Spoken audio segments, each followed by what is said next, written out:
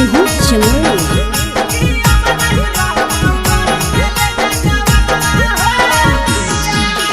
भादोया सिन बीतलैया घनवा हो पियावा, भादोया सिन बीतलैया घनवा हो पियावा।